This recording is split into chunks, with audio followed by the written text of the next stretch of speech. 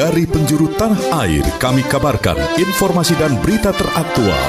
Berita Indonesia Live merangkum berbagai peristiwa aktual, informasi politik, ekonomi, sosial, pendidikan, seni, budaya dari seluruh penjuru Indonesia yang dikemas dan disampaikan secara lugas, inspiratif, variatif, dan edukatif. Disiarkan secara serentak oleh LPPL seluruh Indonesia yang tergabung dalam Indonesia Persada ID. Saat ini kami sedang berada di Desa Sering, Provinsi Riau, di mana sebelumnya di lokasi kepadatan di kawasan ini juga disebabkan adanya kondisi bottleneck atau penyempitan jalur di beberapa kawasan di Bogor ini. Lebih terasa pada sore hari. Nah, ketika sore hari, jarak pandang pun sendiri untuk arus lalu lintas di darat ini tidak terlalu terkena dampak. Simak dan dengarkan Berita Indonesia Live. Disiarkan secara live setiap hari Senin sampai dengan hari Jumat pukul 14 waktu Indonesia Barat, pukul 15 waktu Indonesia Tengah, dan pukul 16 waktu Indonesia Timur. Dan siaran re-airing atau tunda di hari berikutnya. Berita Indonesia Live, lugas, inspiratif, variatif, dan edukatif. Persembahan Indonesia Persada ID untuk menyiarkan baik.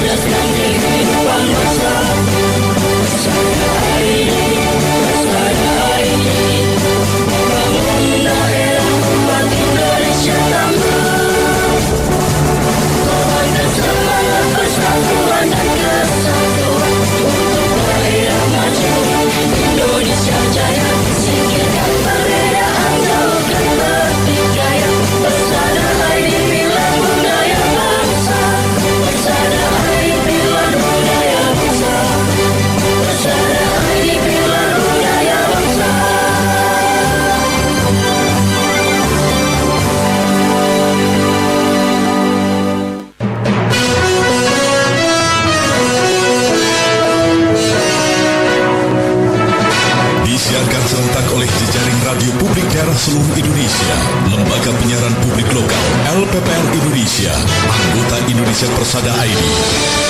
Berita Indonesia Live merangkum berita-berita teraktual dari berbagai daerah di tanah air, ekonomi, politik, pemerintahan, sosial, pariwisata, dan budaya.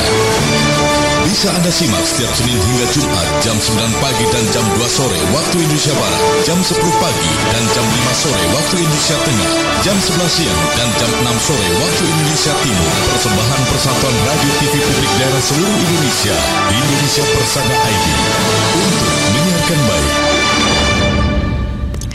Pendengar LPPL Indonesia kembali berjumpa dalam Berita Indonesia Live. Disiarkan serentak oleh Lembaga Penyiaran Publik Lokal, anggota Persatuan Radio TV Publik Daerah seluruh Indonesia yang tergabung dalam Indonesia Persada ID untuk menyiarkan baik. Berita Indonesia Live edisi hari ini Senin 20 April 2026 bersama radio host LPPL Radio Magelang FM Kota Magelang, Jawa Tengah menyuguhkan beragam berita teraktual dari berbagai penjuru tanah air yang dikemas lugas, inspiratif, variatif, dan edukatif. Akan hadir di tengah ruang dengar Anda bersama saya, Ayu L.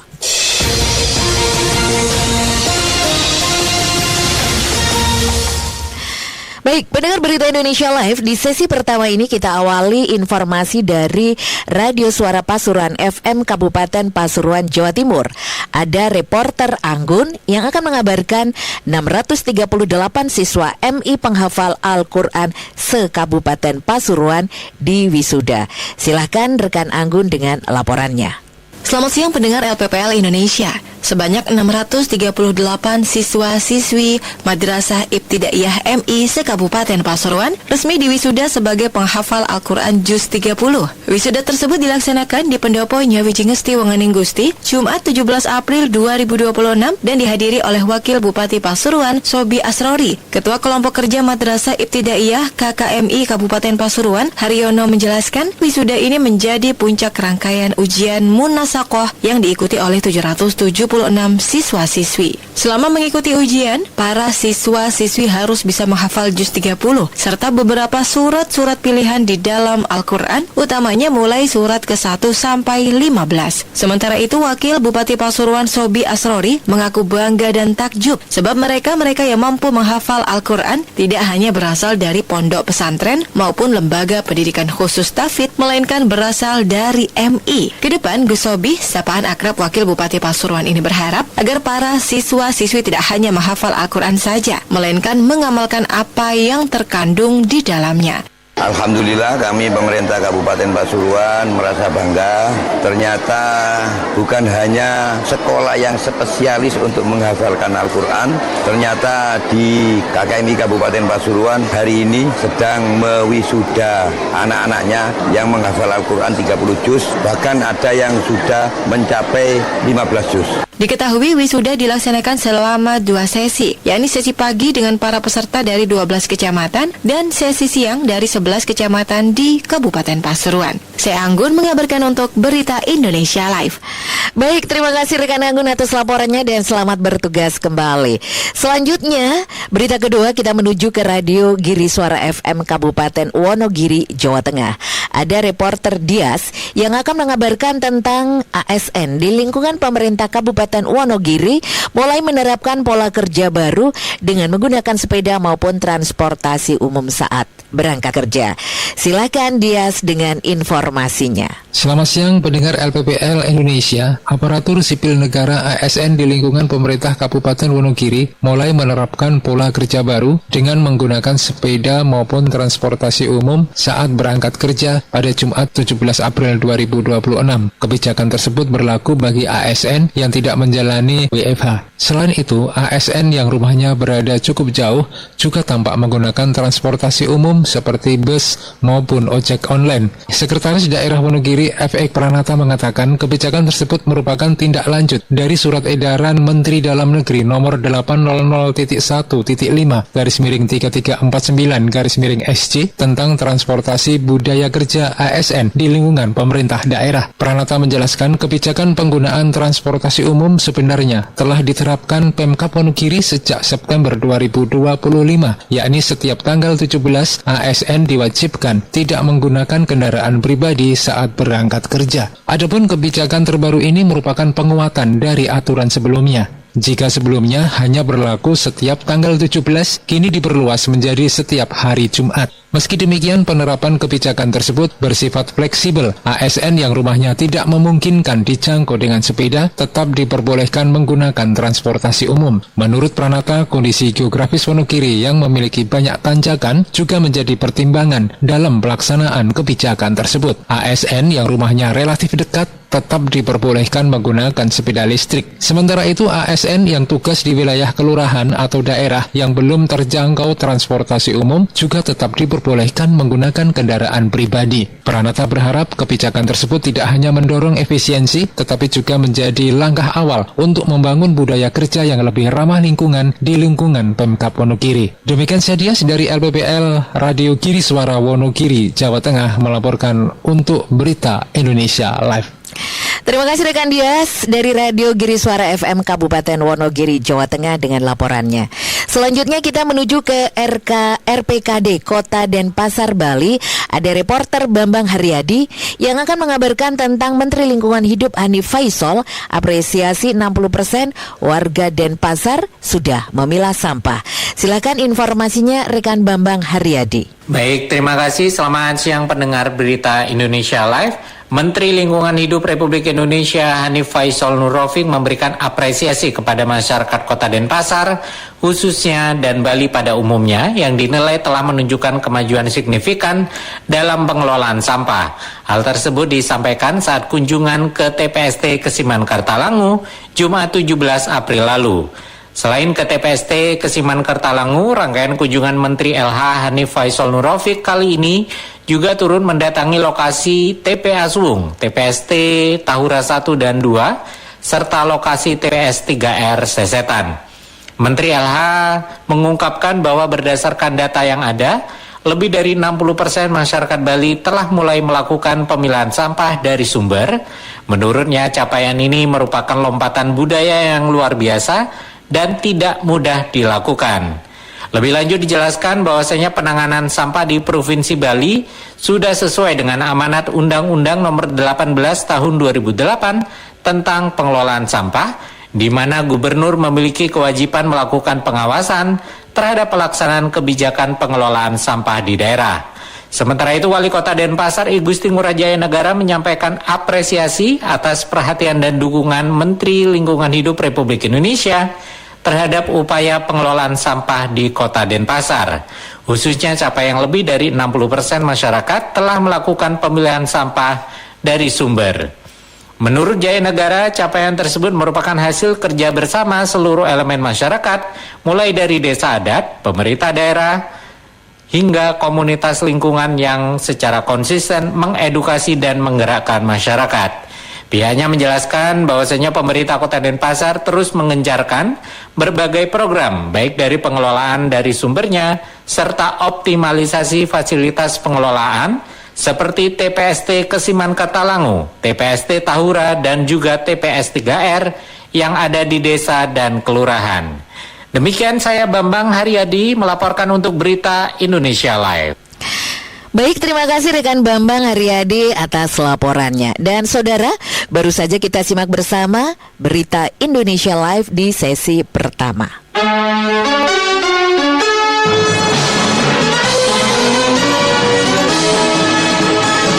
Berita Indonesia Live merangkum berita-berita teraktual dari berbagai penjuru tanah air yang dikemas, lugas, inspiratif, variatif, dan edukatif.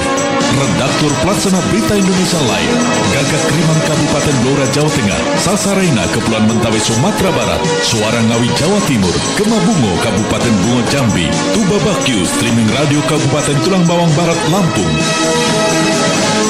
Dan kontributor Berita Indonesia Live, Selawi FM Kabupaten Tegal Jawa Tengah, Lansek Mani FM Kabupaten Sijunjung Sumatera Barat, Abdi Persada FM Kabupaten Banjarbaru Kalimantan Selatan, Giri Suara FM Kabupaten Wonogiri Jawa Tengah, Radio Suara Hulang Talu Provinsi Gorontalo, Suara Pasuruan FM Kabupaten Pasuruan Jawa Timur, Tangerang Radio Kabupaten Tangerang Banten, Magetan Indah FM Kabupaten Magetan Jawa Timur, RPKD Kota Denpasar Bali, Praja Suara FM Kabupaten Tuban Jawa Timur, Mahardika FM Kota Blitar Jawa Timur, Pesona FM Kabupaten Wonosobo Jawa Tengah, Besemah FM Kota Bagaralam Sumatera Selatan, Tuntung Pandan FM Kabupaten Tanah Laut Kalimantan Selatan, Sawah Lunto FM Kota Sawah Lunto Sumatera Barat, Batara FM Kabupaten Barito Utara Kalimantan Tengah, Gemilang FM Kabupaten Indragiri Hilir Riau, Gemarandik FM Kabupaten Musi Banyuasin Sumatera Selatan, Magelang FM Kota Magelang Jawa Tengah, Suara Daksinarga FM Kabupaten Gunung Kidul Daerah Istimewa Yogyakarta,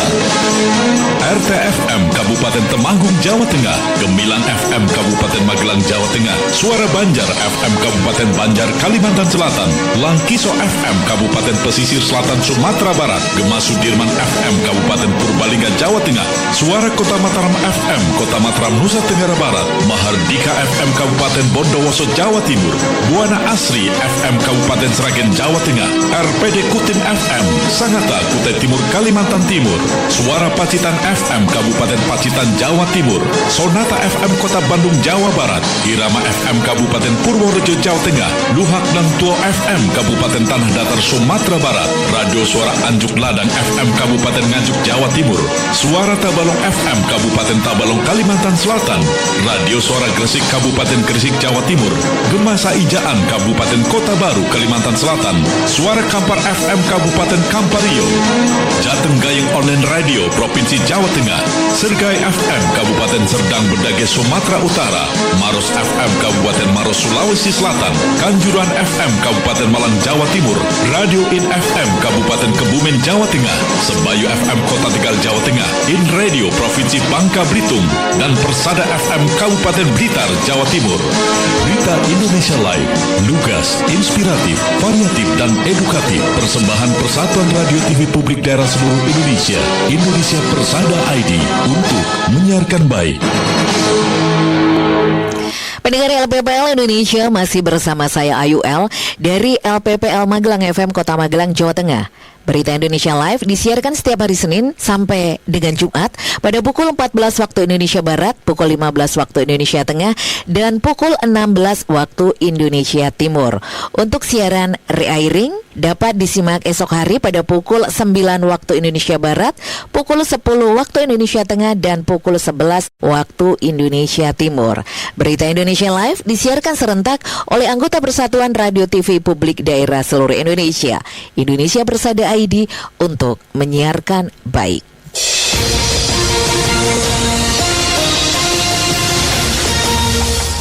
Baik pendengar Berita Indonesia Live, di awal sesi kedua ini kita bakal menuju ke RKK, Ketapang, Kabupaten Ketapang, Kalimantan Barat.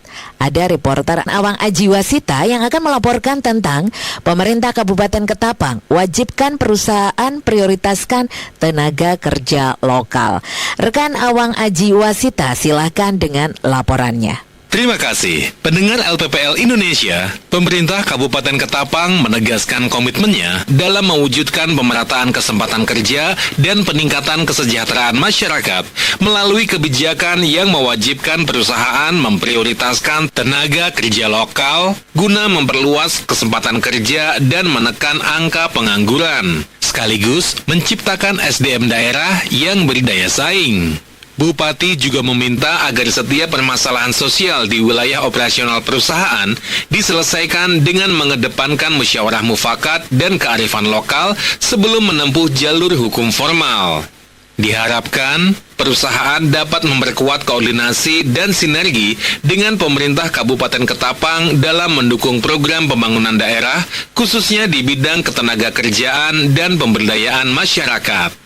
Pemerintah Kabupaten Ketapang berharap dunia usaha dapat menjadi mitra strategis dalam pembangunan daerah yang tidak hanya berorientasi pada pertumbuhan ekonomi, tetapi juga memberikan manfaat nyata bagi masyarakat. Dengan sinergi yang kuat antara pemerintah dan dunia usaha, Kabupaten Ketapang diharapkan mampu tumbuh sebagai daerah yang maju, mandiri, dan berkeadilan. Demikian yang dapat kami laporkan, saya Awang Ajiwasita dari LPPL Radio Kabupaten Ketapang, Kalimantan Barat untuk Berita Indonesia Live. Baik, terima kasih rekan Awang Ajiwasita dengan laporannya dan selamat bertugas kembali. Selanjutnya kita menuju ke Radio Magetan Indah FM Kabupaten Magetan, Jawa Timur. Ada reporter Wina yang akan mengabarkan tentang Dukung Ikma Magetan, bawa pesonanya ke panggung budaya TMII 2026. Silakan informasinya rekan Wina. Terima kasih. Selamat siang pendengar LPPL di seluruh Indonesia. Badan Penghubung Daerah Provinsi Jawa Timur berkolaborasi dengan pemerintah Kabupaten Magetan menggelar perhelatan gelar seni budaya daerah dan pameran produk unggulan Kabupaten Magetan di Anjungan, Jawa Timur, TMII Jakarta pada Sabtu malam 17 April 2026. Agenda strategis ini dirancang sebagai sarana promosi berkelanjutan untuk memperkenalkan kekayaan seni budaya serta potensi UMKM dan ekonomi kreatif Magetan kepada khalayak luas. Diawali dengan tampilan tari sambutan Puspita Lawu sebagai sebuah tarian yang menggambarkan filosofi kehidupan dan keteguhan hayati melalui bahasa tubuh. Dan pendengar, di kesempatan ini Ketua IKMA Purnawirawan Laksamana Muda TNI Yos Suryono Hadi menyatakan IKMA atau Ikatan Keluarga Magetan tidak hanya berfungsi sebagai wadah silaturahmi, tapi juga sebagai instrumen strategis dalam memperkuat solidaritas sosial serta mendorong kontribusi nyata bagi kemajuan daerah asal. Dari sisi ekonomi kerakyatan agar bisa eksis dan berkembang, Yos juga menitipkan pesan kepada UMKM di Magetan di mana penguatan sektor UMKM menjadi sangat penting dan memerlukan pendekatan sistematis melalui peningkatan kualitas produk, inovasi berkelanjutan, adaptasi terhadap teknologi digital serta penguatan pemasaran. Dan pendengar, di kesempatan yang sama Kepala Badan Penghubung Daerah Provinsi Jawa Timur yang diwakili oleh Kepala Anjungan Jawa Timur Suyono SE menyampaikan tujuan dari kegiatan ini adalah sebagai sarana silaturahmi dan komunikasi warga Magetan di Jakarta dengan pemerintah daerah. Bupati Magetan Hajah Nani Sumantri MPD menyampaikan terima kasihnya kepada Provinsi Jawa Timur atas terselenggaranya kegiatan ini. Dan pendengar, ini semua sangat penting karena momentum seperti ini dimanfaatkan sebagai sarana promosi yang dimaksud agar nama Magetan dengan segala potensinya lebih dikenal di beberapa daerah maupun mancanegara, sehingga dengan hal tersebut kunjungan wisata maupun jumlah investasi yang masuk ke Magetan dapat terus meningkat. Dan pendengar, puncak acara dimeriahkan dengan penampilan drama tari kolaborasi Sandosa bertajuk Kembring Baring Kawedar ing Bumi Mageti. Karya seni ini terinspirasi dari sosok heroik Raden Ronggo Prawirodirjo III, Bupati Wedana Mancanegara Wetan yang dikenal memiliki sikap anti kolonialisme demi menjaga harga diri bangsa. Demikian informasi dari LPPA Radio Magetan Indah FM Magetan Jawa Timur. Wina melaporkan untuk Berita Indonesia Live. Terima kasih rekan Wina dari Radio Magetan Indah FM Kabupaten Magetan, Jawa Timur dengan laporannya. Dan berita selanjutnya kita menuju ke Tangerang, Radio Banten. Ada reporter Andri yang akan mengabarkan tentang Bupati Tangerang tegaskan peran strategis Kadus dan pentingnya sinergi dengan kepala desa. Silakan Andri dengan informasinya. Pendengar LPPL seluruh Indonesia, Bupati Tangerang Muhammad Meisar Rashid menegaskan pentingnya peran kepala dusun atau kadus sebagai ujung tombak pemerintahan yang paling dekat dengan masyarakat. Hal tersebut disampaikan dalam sambutannya pada acara peringatan hari ulang tahun kedua Forum Kadus Kabupaten Tangerang yang digelar di lapangan Desa Ciakar, Panongan. Dalam kesempatan tersebut, Bupati menyampaikan apresiasi atas kontribusi para kepala dusun yang dinilai memiliki peran vital dalam membantu masyarakat, sekaligus mendukung jalannya program pemerintah daerah hingga ke tingkat yang paling bawah. Lebih lanjut, ia menekankan bahwa peran kepala dusun tidak dapat dipisahkan dari kepemimpinan kepala desa. Ia juga menegaskan bahwa kepala dusun memiliki bagian penting dalam struktur pemerintahan desa yang harus bekerja selaras dan juga sejalan. Menurutnya, sinergi antara kepala desa dan kepala dusun menjadi salah satu kunci keberhasilan dalam pembangunan di tingkat desa, terutama dalam memastikan program-program pemerintah benar-benar tepat sasaran dan dapat dirasakan langsung oleh masyarakat. Ia mengapresiasi keberadaan Forum Kadus sebagai wadah untuk memperkuat komunikasi, koordinasi, serta kebersamaan antar kepala dusun di Kabupaten Tangerang. Selain itu, peringatan HUT kedua Forum Kadus, kegiatan tersebut juga diisi dengan santunan anak yatim dan hiburan budaya yang mencerminkan kepedulian sosial sekaligus komitmen dalam menjaga nilai-nilai budaya lokal. Di akhir sambutannya, Bupati Tangerang pun mengajak kepada seluruh kepala dusun untuk terus meningkatkan peran dan kontribusinya secara aktif memberikan saran dan masukan kepada pemerintah daerah. Demikian informasi yang kami sampaikan, saya Andri dari Tangerang Radio untuk Berita Indonesia Live. Baik, terima kasih rekan Andri dari Tangerang Radio Banten atas laporannya. Dan saudara, baru saja kita simak bersama Berita Indonesia Live sesi kedua. Anda tengah menyimak Berita Indonesia Live, persembahan Persatuan Radio TV Publik Daerah seluruh Indonesia, Indonesia Persada ID, untuk menyiarkan baik. Saudara, kita berada di sesi ketiga untuk Berita Indonesia Live hari ini. Informasi di sesi ketiga kita awali dengan laporan khusus dari Dapur Redaksi Berita Indonesia Live yang akan disampaikan oleh redaktur Aan Kasianto. Silakan rekan Aan Kasianto. Pendengar LPPL Indonesia, Direktur Eksekutif Center of Economic and Law Studies atau CELIOS, Bima Yudhistira Adityanegara, menilai bahwa kenaikan harga bahan bakar minyak atau BBM non-subsidi dapat membuat konsumen menengah ke atas beralih menggunakan kendaraan listrik atau EV yang lebih ramah lingkungan dan efisien. Sebagaimana diketahui, pemerintah menaikkan harga BBM non-subsidi seperti Pertamax Turbo Dexlite, Pertamina DEK per 18 April 2026 imbas penyesuaian harga minyak dunia dan perang antara Iran dengan Amerika Serikat Israel. Hal ini dikatakan Bima saat dihubungi sejumlah wartawan pada minggu lalu. Namun ia menilai bagi kalangan masyarakat menengah, peralihan menuju kendaraan listrik masih cukup menantang, mengingat harga yang mengalami penyesuaian karena rantai pasok produksi kendaraan terganggu, hingga intensi pemerintah terkait pembelian kendaraan listrik tahun ini yang cenderung berkurang. Sebelumnya, PT Pertamina Persero menaikkan harga sejumlah produk BBM non-subsidi, yakni Pertamax Turbo Dexlite, Pertamina DEK mulai pada Sabtu 18 April. Harga Pertamax Turbo untuk wilayah DKI Jakarta per 18 April ini naik sebesar Rp19.400 per liter dari harga per 1 April 2026 sebesar Rp13.100 per liter. Untuk harga Dexlite ditetapkan sebesar Rp23.600 per liter, naik dari 1 April 2026 yang sebesar Rp14.200 per liter. Sedangkan untuk Pertamina DEK, harga ditetapkan menjadi Rp23.900 per liter dari sebelumnya Rp14.500 per liter. Harga BBM Pertamax RON 92 masih dipertahankan di Rp12.300 per liter dan Pertamax Green Rp12.900 per liter. Laporan khusus redaksi Kasianto untuk Berita Indonesia Live. Baik, terima kasih rekan Aan Kasianto dari Dapur Redaksi Berita Indonesia Live.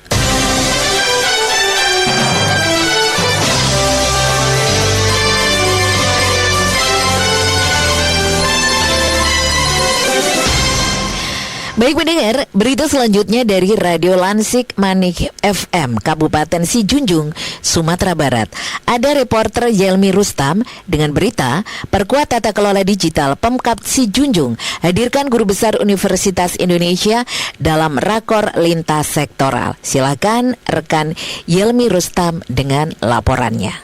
Baik, terima kasih. Selamat siang pendengar.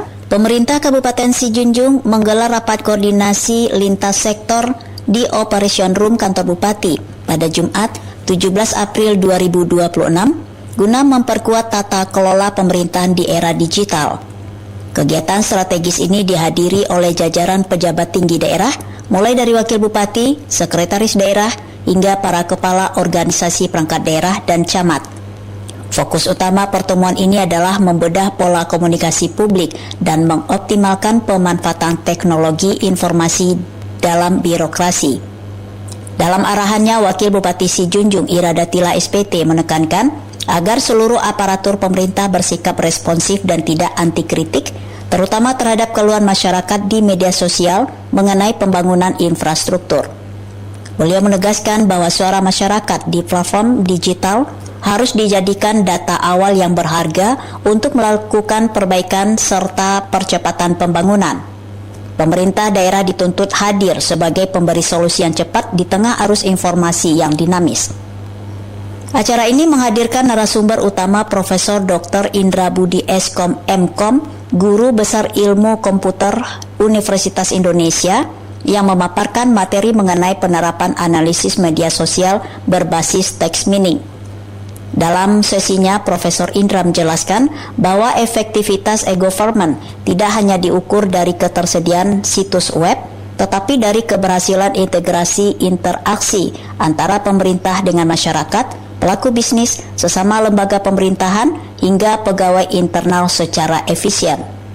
Lebih lanjut, Profesor Indra Budi menggarisbawahi bahwa pembangunan konsep kota cerdas, smart city, bukan sekedar digitalisasi tanpa arah atau penyediaan akses internet gratis semata.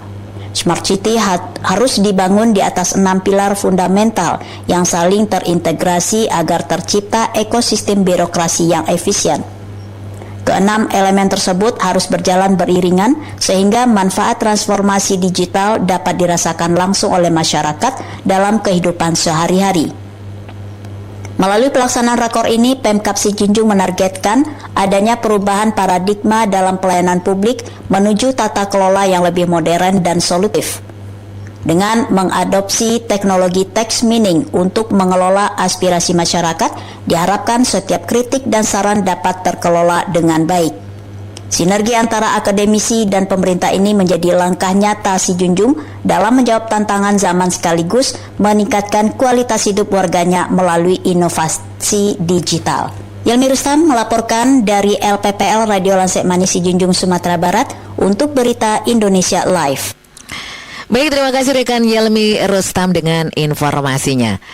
Saudara, berita selanjutnya dari Radio Abdi Persada FM Banjarbaru, Kalimantan Selatan. Ada reporter Syahril Anwar dengan berita Satpol PP dan Damkar Provinsi Kalimantan Selatan tetap bekerja seperti biasa meski aturan work from home setiap Jumat sudah diterapkan di lingkungan Pemprov Kalimantan Selatan. Silakan rekan Syahril dengan laporannya. Terima kasih rekan Ayu. Pendengar Persada ID seluruh Indonesia di mana saja berada. Dari Banjarbaru, Kalimantan Selatan dapat kami laporkan di tengah penerapan kebijakan work from home bagi sebagian aparatur sipil negara di lingkungan pemerintah Provinsi Kalimantan Selatan. Satpol PP dan pemadam kebakaran tetap menjalankan tugas secara langsung dari kantor dan pos masing-masing. Sebagai garda terdepan dalam menjaga ketentraman, ketertiban umum serta penanganan kondisi darurat, kehadiran personel di lapangan dinilai tetap menjadi kebutuhan utama. Kepala Bidang Ketertiban Umum dan Ketentraman Masyarakat Satpol PP dan Damkar Provinsi Kalimantan Selatan, Yudiana Husnan Kurniawan menjelaskan, kebijakan ini mengacu pada surat edaran Sekretaris Daerah tentang transformasi budaya kerja ASN, di mana unit layanan seperti Satpol PP dan Damkar dikecualikan dari sistem work from home ini. Seluruh personel tetap bekerja secara langsung guna memastikan pelayanan publik berjalan optimal serta target kinerja tetap tercapai. Meski demikian, prinsip efisiensi tetap diterapkan baik dalam penggunaan energi maupun operasional, termasuk penyesuaian fasilitas transportasi bagi personel. Sementara itu, dari sisi pemadam kebakaran, seluruh personel operasional tetap siaga penuh dengan sistem kerja bergilir. Selain penanganan kebakaran, layanan penyelamatan seperti evakuasi hewan liar, pelepasan cincin hingga penanganan sarang tawon tetap berjalan normal. Pihak Damkar menegaskan kesiapsiagaan ini penting karena pelayanan mereka menuntut respon cepat terhadap setiap laporan masyarakat. Seluruh sarana dan prasarana juga dipastikan dalam kondisi siap pakai dan masyarakat diimbau untuk tidak ragu menghubungi layanan darurat Damkar Kalimantan Selatan di nomor 0811 519 113 apabila membutuhkan bantuan. Demikian yang dapat saya laporkan. Saya Syahril Anwar dari LPPL Abdi Persada FM Banjarbaru, Kalimantan Selatan, melaporkan untuk Berita Indonesia Live. Baik, terima kasih rekan Syahril Anwar dari Radio Abdi Persada FM Banjarbaru, Kalimantan Selatan dengan laporannya. Dan selanjutnya kita bakal menuju ke Radio Selawi FM Kabupaten Tegal, Jawa Tengah. Ada reporter Sofia yang akan mengabarkan tentang digitalisasi bansos di Kebut. Camat diminta kawal data hingga desa. Silakan, ada rekan Sofia dengan laporannya. Pendengar Berita Indonesia Live, pemerintah Kabupaten Tegal mempercepat digitalisasi bantuan sosial dengan menempatkan camat sebagai pengawal utama validitas data penerima hingga tingkat desa. Hal tersebut disampaikan dalam acara pertemuan rutin dan halal bihalal Forum Komunikasi Camat se-Kabupaten Tegal di Pendopo Kecamatan Adiwarna pada Jumat 17 April 2026. Sekretaris Daerah Kabupaten Tegal Amir Mahmud menyatakan penunjukan Kabupaten Tegal sebagai daerah piloting digitalisasi perlindungan sosial tahun 2026 harus dimanfaatkan untuk membenahi persoalan klasik penyaluran bantuan, terutama ketidaktepatan data. Ia menegaskan keberhasilan program ini sangat bergantung pada kemampuan pemerintah daerah dalam memperbaharui dan memverifikasi data secara cepat dan akurat. Camat menjadi simpul penting karena memiliki peran koordinatif dengan pemerintah desa dalam memastikan akurasi data di lapangan. Dengan target peluncuran nasional pada Oktober mendatang, proses pendataan akan dilakukan secara masif dalam waktu terbatas. Karena itu, koordinasi lintas level pemerintahan dinilai menjadi kunci. Demikian saya Sofia dari LPPL Radio Slawi FM Tegal, Jawa Tengah mengabarkan untuk Berita Indonesia Live. Baik, terima kasih rekan Sofia dari Radio Slawi FM Kabupaten Tegal, Jawa Tengah dengan laporannya. Dan saudara, dengan berakhirnya laporan tersebut maka sekaligus mengakhiri jumpa kita dalam sajian Berita Indonesia Live edisi hari ini Senin 20 April 2026. Saya Ayu L beserta kerabat kerja LPPL Magelang FM Kota Magelang, Jawa Tengah sebagai radio host mengucapkan terima kasih matur nuwun atas kebersamaan Anda. Salam sehat untuk kita semua dan sampai jumpa.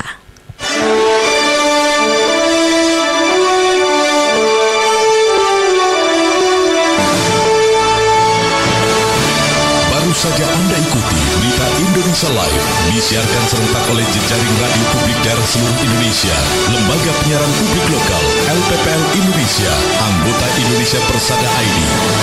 Berita Indonesia Live, lugas, inspiratif, variatif, edukatif, persembahan Persatuan Radio TV Publik Daerah seluruh Indonesia, Indonesia Persada ID, untuk menyiarkan baik.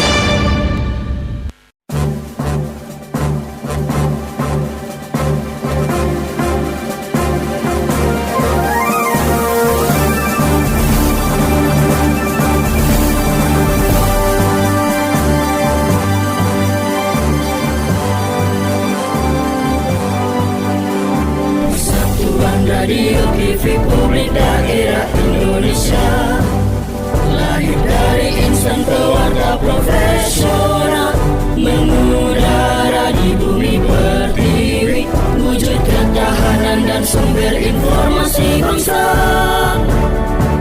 Persada ID eratkan persatuan bangsa Indonesia, kukuhkan semangat kebersamaan negeri, bangun daerah, kuat Indonesia tangguh, teguhkan komitmen jati diri bangsa. Persada ID, Persada ID, mencerdaskan kehidupan bangsa. Persada ID, Persada ID, bangun daerah, kuat Indonesia tangguh, kobarkan semangat persatuan dan kesatuan untuk daerah maju, Indonesia jaya, singkir